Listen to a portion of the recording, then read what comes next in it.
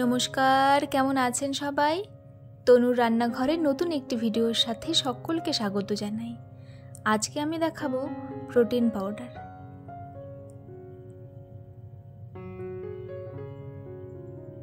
বাজার থেকে অনেক দাম দিয়ে প্রোটিন পাউডার কেনার থেকে বাড়িতে হেলদি আর টেস্টি প্রোটিন পাউডার বানিয়ে নেওয়া মনে হয় ভালো। আমি সবগুলো ড্রাই ফ্রুটসকে 50 গ্রাম করে নিয়ে নিয়েছি। এইখানে আমি কী নিয়েছি দেখিয়ে দিই।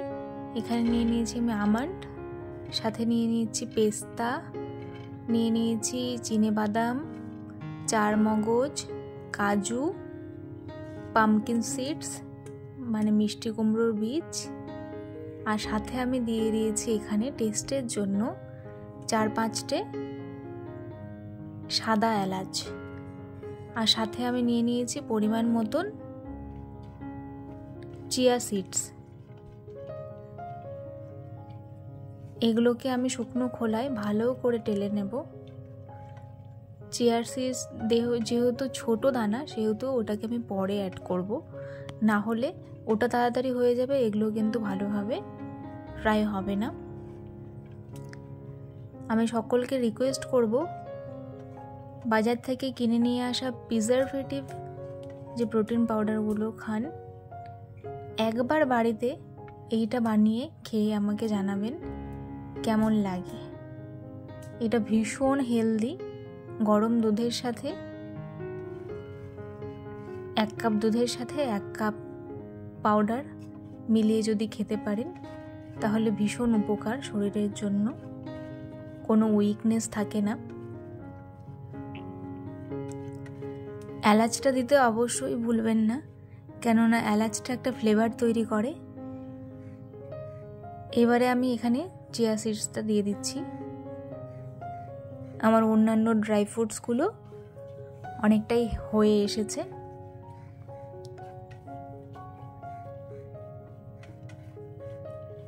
দেখুন, এইটার মধ্যেই যদি আপনারা কোকো পাউডার অ্যাড করে দেন তাহলেই কিন্তু এটা চকলেট ফ্লেভার হয়ে যাবে।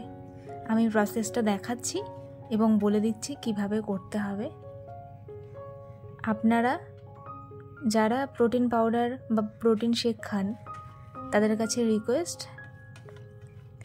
যদি এই ভিডিওটি দেখে থাকেন তাহলে এইটা একবার ট্রাই করে দেখতে পারেন। আশা করি ভালো লাগবে।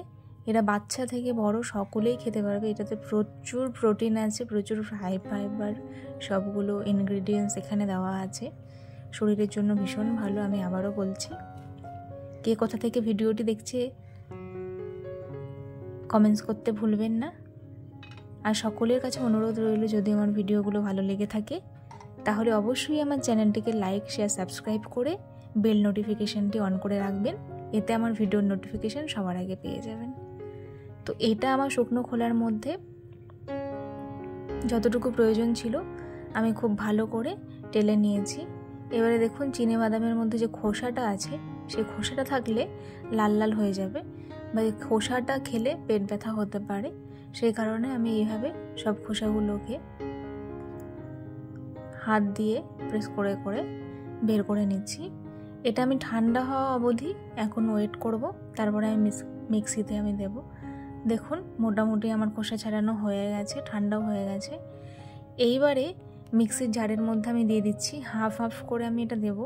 কিন্তু এই প্রসেসের সময় অবশ্যই ভীষণ কনসিয়াস থাকতে হবে। বেশি কিন্তু মিক্সির জারটা বেশিক্ষণ কিন্তু ঘোরানো যাবে না। 10 সেকেন্ড বা 15 সেকেন্ড বাদে বাদে আপনারা চেক করে দুবার, 30 সেকেন্ডের বেশি আপনারা ঘোরাবেন না, কারণ এইটাতে বাদামে, আমন্ডে এই সবের মধ্যে তো তেল থাকে, সেই তেলটা ছাড়তে শুরু করে। তাতে কিন্তু এইটা দলা দলা পেকে যেতে পারে, ঝরঝরে হবে না। সেইটা কিন্তু ভীষণভাবে মাথায় রাখতে হবে। জাস্ট 10 সেকেন্ড 15 সেকেন্ড চালাবেন, তারপরে বন্ধ করে দিয়ে আবার চেক করে নিয়ে আবার 10 সেকেন্ড 15 সেকেন্ড চালাবেন, তার বেশি কিন্তু আপনারা চালাবেন না। এইটার মধ্যে এইটা ভালো করে মিক্স করে নেবেন। এইটা অবশ্যই দুধ দিয়ে খেতে হবে।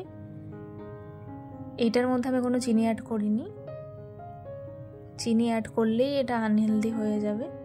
এইটার মধ্যে আপনারা যদি কোকো পাউডার অ্যাড করে দেন তাহলে কিন্তু এটা চকলেট ফ্লেভারের চলে আসবে। তো এইটা এবারে আমি কাচের বয়ামের মধ্যে রেখে দেব। এইটা আপনারা ইজিলি বাড়িতে কোনো প্রিজারভেটিভ ছাড়া, ফ্রিজে রাখা ছাড়া স্টোর করে রাখতে পারবেন 2 থেকে 3 সপ্তাহ, কোনো প্রবলেম হয় না। দেখুন আমি এটা একটা কাচের বয়ামে স্টোর করে নিয়েছি। এটার মাপটা আমি আর একবার বলে দিই, এটার মাপটা ছিল 50 গ্রাম করে। যেহেতু এখানে 7 থেকে 8 রকমের ইনগ্রেডিয়েন্টস ছিল, সেই জন্য আমি 50 গ্রাম করে নিয়েছি, আমার এতটা হয়েছে। তবে অ্যাকচুয়ালি দেখা হবে নতুন ভিডিওর সাথে। ভালো থাকবেন, সুস্থ থাকবেন, ধন্যবাদ।